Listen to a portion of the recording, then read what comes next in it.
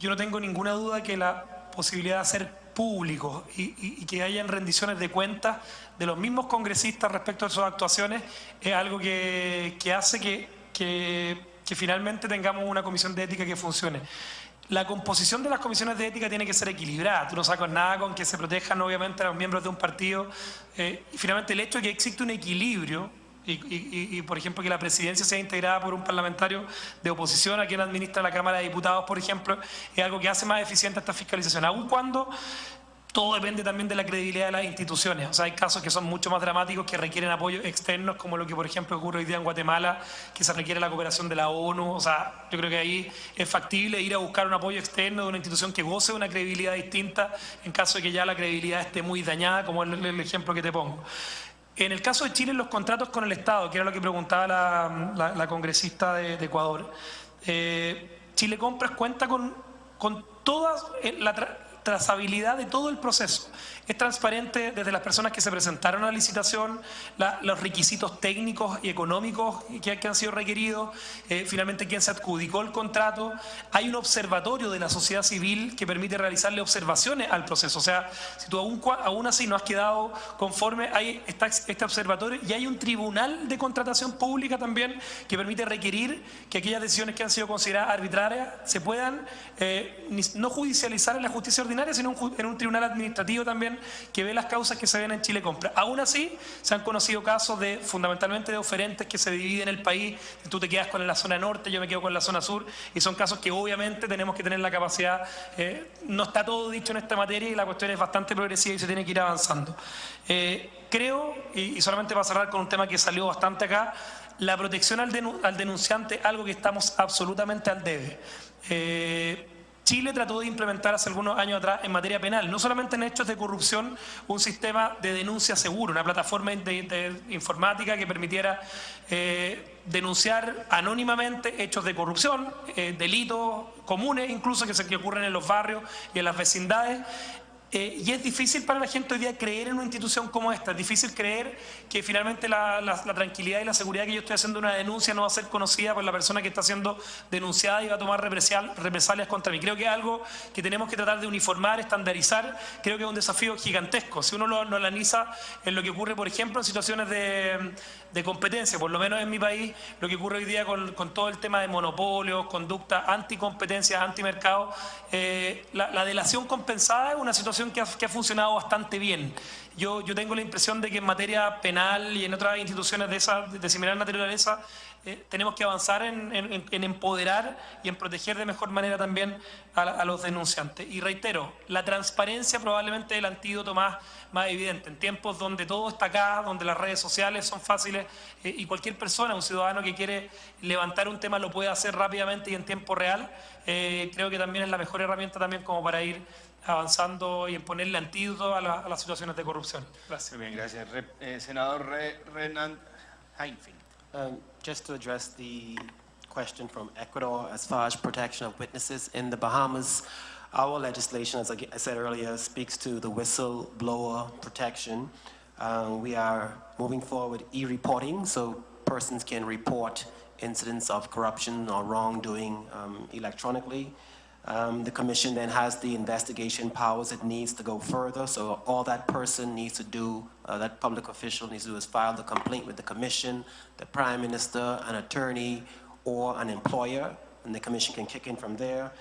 Anyone assisting the Commission is granted immunity, and anyone interfering with a witness commits a criminal offense. Aquella persona que interfiera con la investigación va a ser una ofensa común.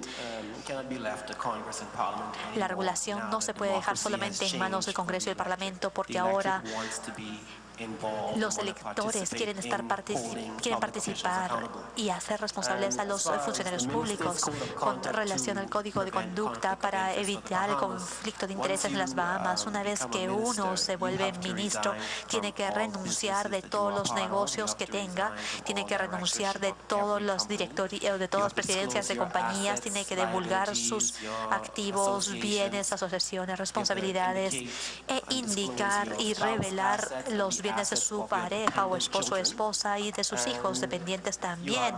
Y también está descalificado de tener cualquier puesto en el Parlamento si es que uno es convicto de cualquier ofensa bajo el Código de Conducta y bajo el Código de Ética. Muchísimas gracias. Pasamos al Para cerrar inglés. entonces este importante panel, concluyo básicamente de la siguiente manera. La definición de conflicto de intereses es indiscutiblemente un primer escollo, un primer asunto particularmente difícil. Primero porque pues, existen unos conflictos de intereses que son los que se convierten en delitos. Cuando abiertamente se antepone el interés individual sobre el interés colectivo que debe regir al funcionario, pues se incurre en un delito. Y digamos que aquí no habría dificultad porque eso pues le corresponde ser sancionado por autoridades judiciales. No obstante, cuando estamos ante colusión o interferencia entre intereses privados y públicos, sin que eso constituya un delito, pues aquí ya el asunto se vuelve más difícil porque estamos ante una zona gris.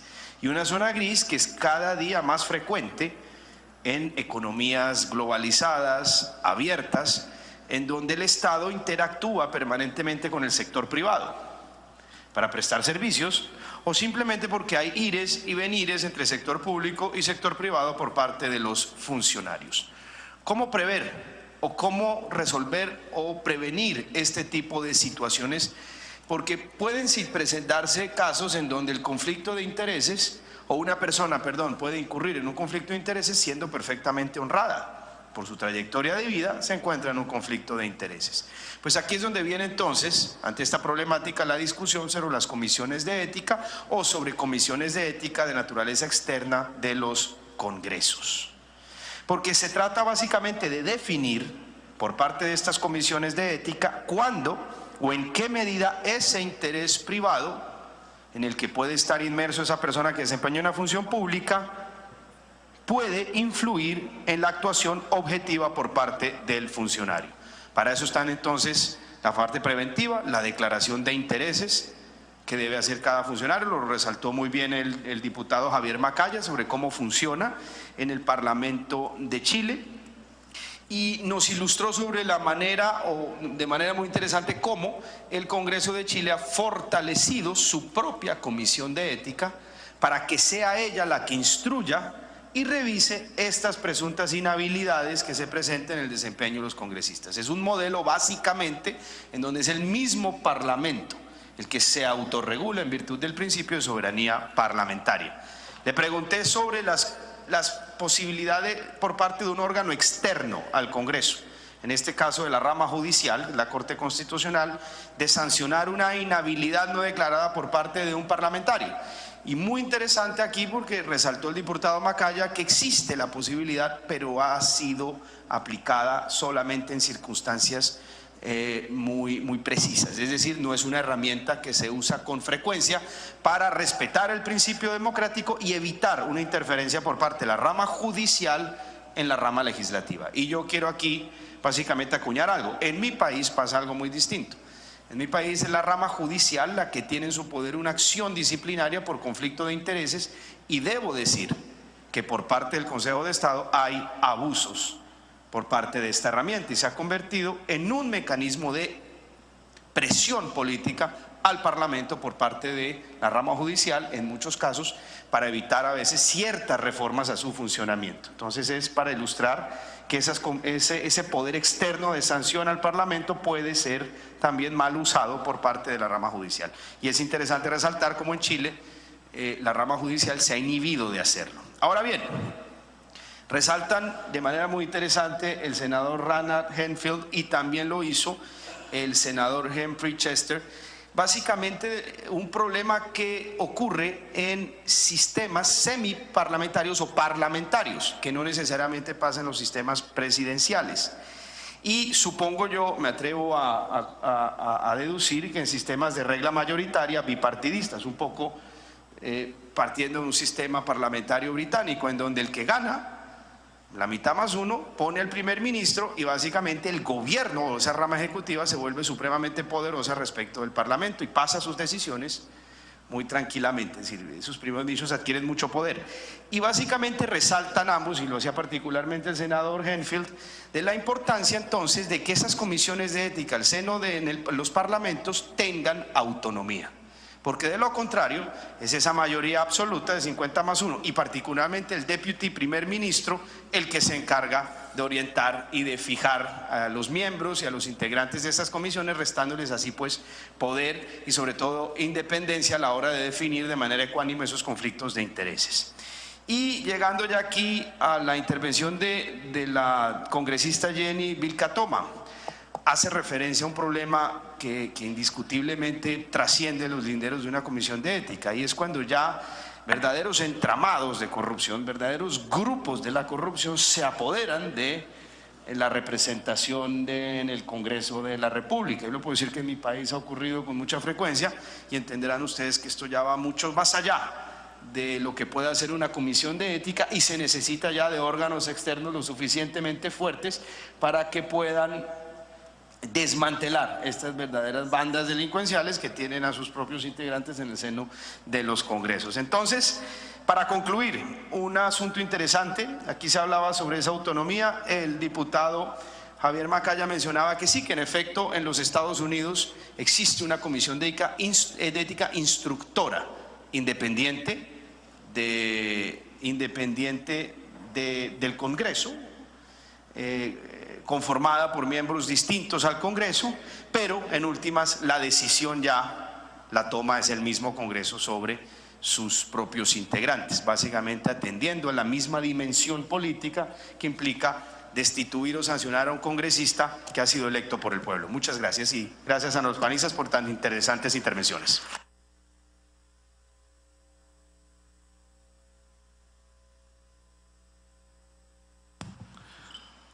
Agradecemos la moderación del señor representante de la Cámara de Representantes de Colombia, el señor Rodrigo Lara.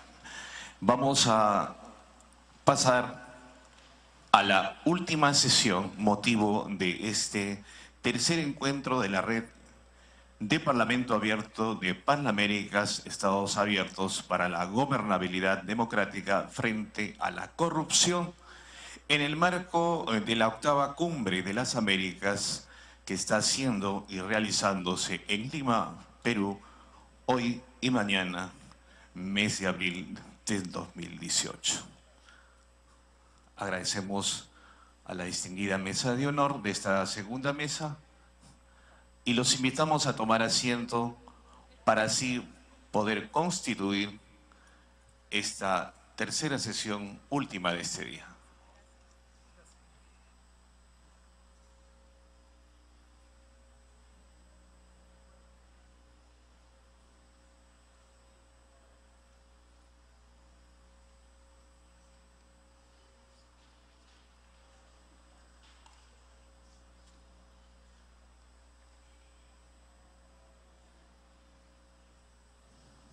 Acaba de concluir entonces la segunda sesión sobre la ética y probidad para un parlamento con integridad, que se viene desarrollando en el hemiciclo Raúl Porras Barrenechea del Palacio Legislativo peruano.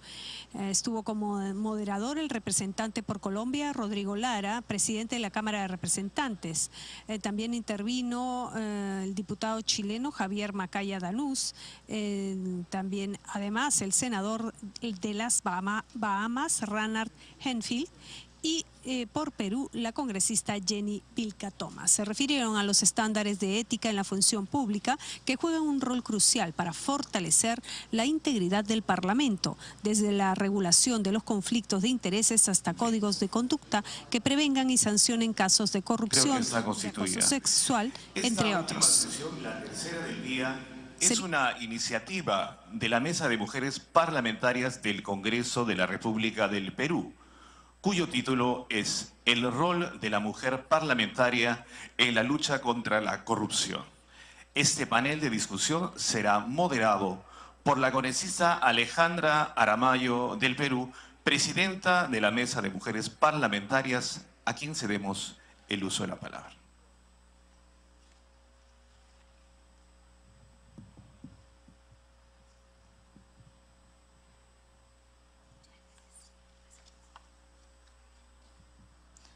Muy buenas tardes con todos. Quiero expresar mi más afectuosa gratitud y agradecimiento a la audiencia de esta sesión, en especial a las señoras parlamentarias que nos acompañan el día de hoy. Vamos a hablar del rol de la mujer parlamentaria en la lucha contra la corrupción que organiza la Mesa de Mujeres Parlamentarias Peruanas y que no hubiese sido posible hacerlo si no es con el apoyo del Congreso, de la Presidencia del Congreso de la República del Perú, y participar en el tercer encuentro de la Red de Parlamento Abierto, Parlamérica, Perú 2018, en el marco de la Cumbre de las Américas.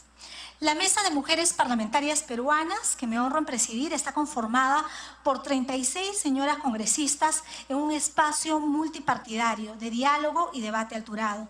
Desarrolla una agenda programática que trasciende al escenario político partidario y trabaja en el empoderamiento de la mujer parlamentaria. Promueve activamente el respeto de los derechos y libertades fundamentales de las mujeres, así como impulsa también su participación en la vida política de nuestro país. La Convención de las Naciones Unidas contra la Corrupción define que la corrupción es una plaga insidiosa que tiene un amplio espectro de consecuencias corrosivas para la sociedad. Socava la democracia y el Estado de Derecho, empobrece a los países, sobre todo en desmedro de las personas que viven en situación de vulnerabilidad. En los próximos minutos nosotros vamos a ahondar sobre este tema. Quiero empezar presentándoles a esta señora. ¿Quién era ella? Ella era una mujer poderosa, una mujer mochica, que vivió en el norte del país hasta hace poco. No conocíamos su rostro, hoy gracias a la tecnología es posible. Sabíamos cómo era esta mujer.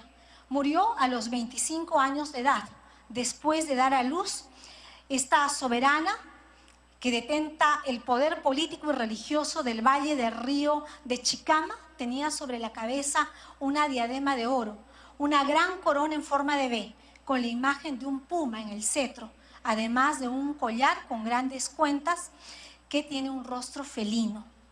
Sus restos han sido hallados en una arruinada pirámide de ladrillos de barro, pero se sabe que fue una mujer muy poderosa que vivió hace 1700 años en el territorio peruano. Se le conoce como la señora de Cao. Estaba enterrada con una corona y rodeada con objetos de oro y cobre en la pirámide Huacacao Viejo, cerca de la ciudad de Trujillo. La tumba también contenía algunas armas, incluyendo 2 enormes garrotes de guerra.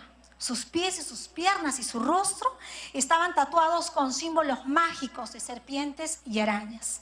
Es increíble, ¿no? Pero esta dama de Cao ha reescrito la historia de la mujer peruana.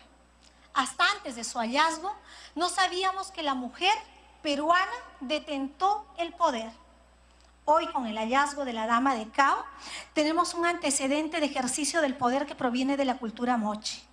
La dama de Cao, como dije, ha reescrito nuestra historia y nos ha hecho saber y nos aproxima al análisis de que el ejercicio del poder, que no es justo, que no es pertinente, no tiene razón en ninguna lucha.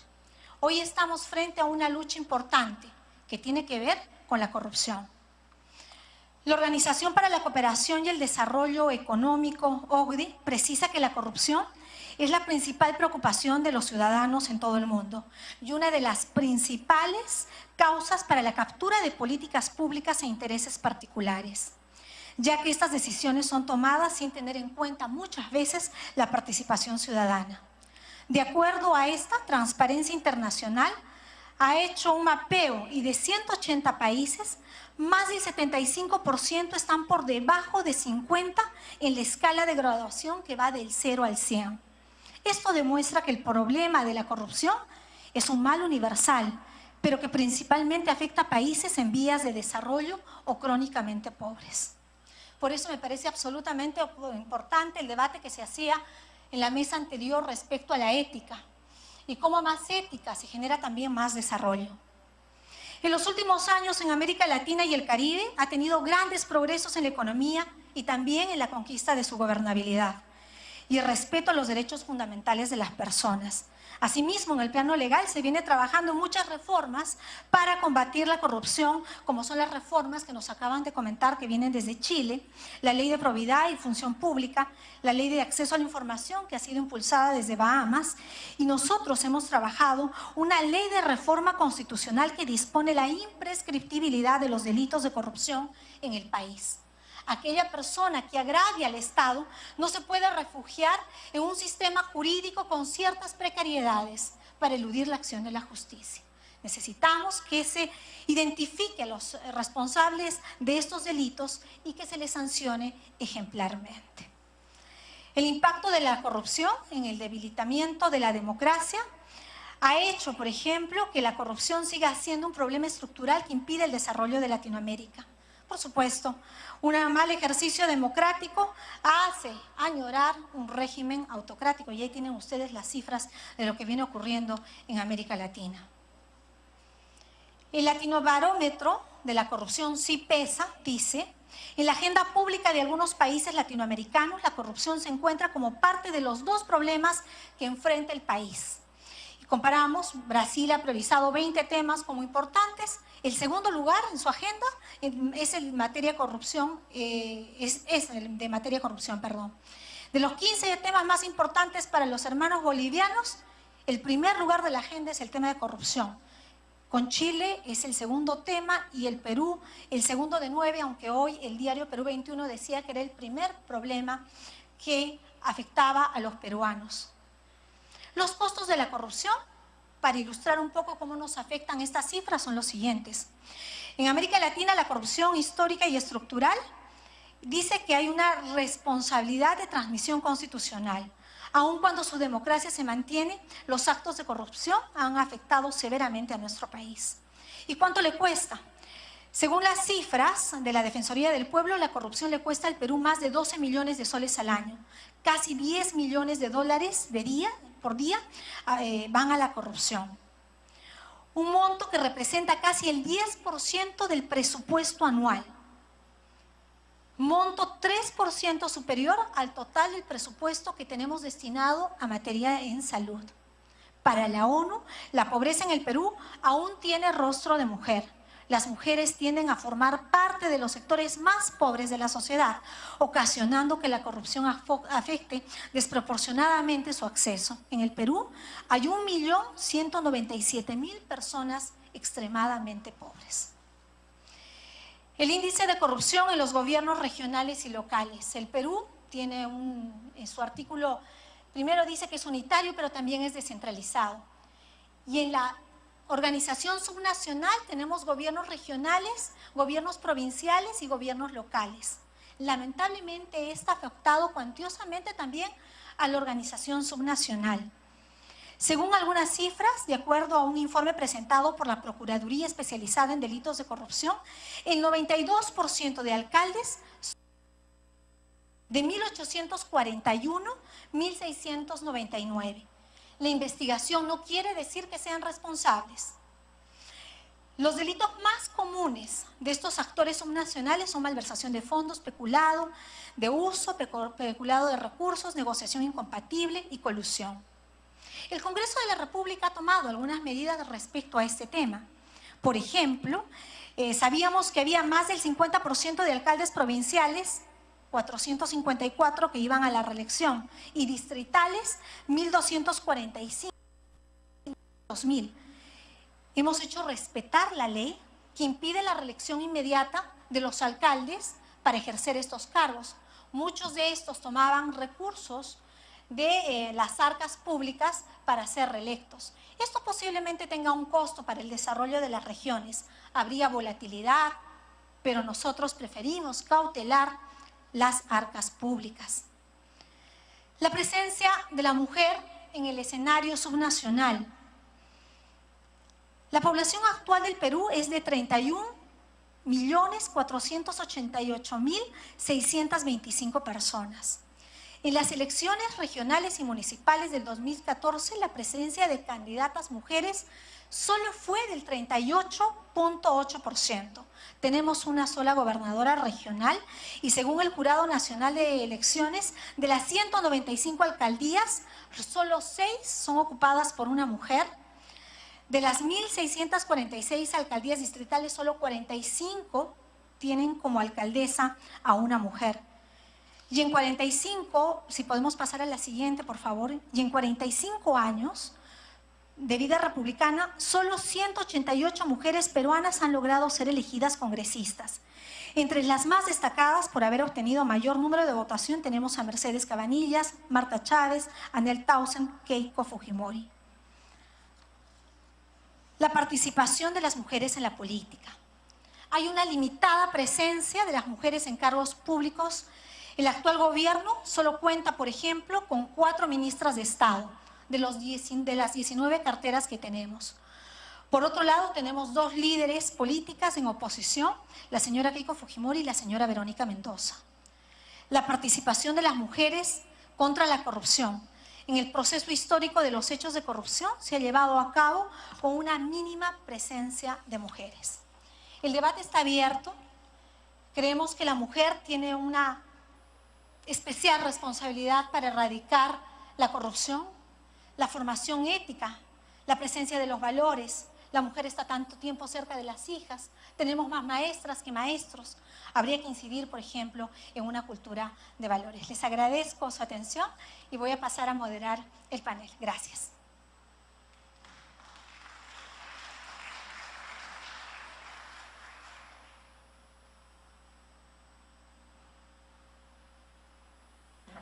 Por temas metodológicos vamos a dividir la participación de nuestras distinguidas panelistas en 2 intervenciones, la primera de 5 minutos y la segunda de 4 minutos.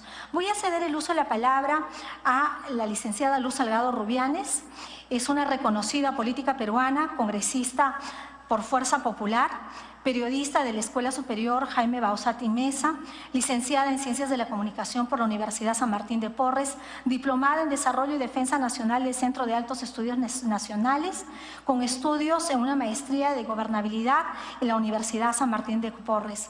Fue presidenta del Congreso de la República en el periodo legislativo 2016-2017. Actualmente preside la Comisión de Relaciones Exteriores.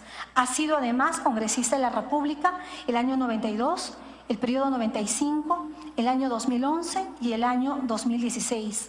Es autora del proyecto de ley 30558, ley de reforma constitucional, ampliando el plazo para detención preventiva hasta 15 días en el caso de delitos cometidos por organizaciones criminales. En el uso de la palabra, Presidenta. Gracias, Alejandra. Muy buenas tardes con todos. Bienvenidos a nuestros colegas parlamentarios que nos visitan y tienen la oportunidad de gozar de la amistad peruana, con todo cariño. Ojalá puedan tener tiempo no solamente para degustar la comida peruana, sino para visitar algo de lo lindo que tenemos en Lima. En el panel anterior prácticamente han tocado los puntos de lucha contra la corrupción. Vamos a enfocarlo ya no desde el lado ético, lógicamente les tocaba a ellos, y voy a tratar de utilizar estos 4 minutos que Alejandra nos ha dado. En principio, decirles que si el 10% del presupuesto nacional se nos va en corrupción, imagínense ustedes los servicios que dejamos de dar en educación y en salud a toda la población. Por eso que se dice que siempre ataca a los más pobres, porque en vez de construir más hospitales o construir mejores escuelas o pagar mejor a nuestros profesores, esto se va en corrupción. Pero hay una consecuencia peor, que es la pérdida de credibilidad en nosotros, en los políticos, en los funcionarios, en los ciudadanos en general. Y esto se acentúa porque la población cree que coimear o recibir algo es algo natural. Y eso es lo que debemos de romper. Esa cultura que está enraizada lamentablemente en nuestros países y que nos ha puesto al borde de una crisis que, a Dios gracias, antes de la llegada de ustedes hemos sabido superar porque tenemos una constitución que nos ha permitido una transmisión prácticamente en democracia, respetando la propia constitución.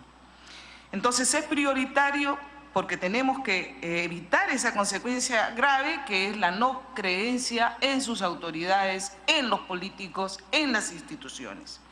Desde el Congreso de la República, las mujeres tenemos que marcar la diferencia, aunque es cierto que la corrupción nos ataca igual a hombres y a mujeres. Sin embargo, creo que este esfuerzo, porque desde el Congreso de la República nosotros trabajemos en una promoción de una cultura de honestidad, de integridad, con una mirada diferente que tenemos las mujeres, y es por eso que una de las principales leyes que pude marcar aquí en mi experiencia como parlamentaria fue la cuota, la famosa cuota que nos permitía que los partidos políticos no nos miren a las mujeres solamente como acompañantes de las campañas políticas, sino que puedan ponernos en las listas. Y esa se logró en el año 1997, en un primer momento con 25% y luego fue ampliada con la congresista Mercedes Cabanillas en un 30%.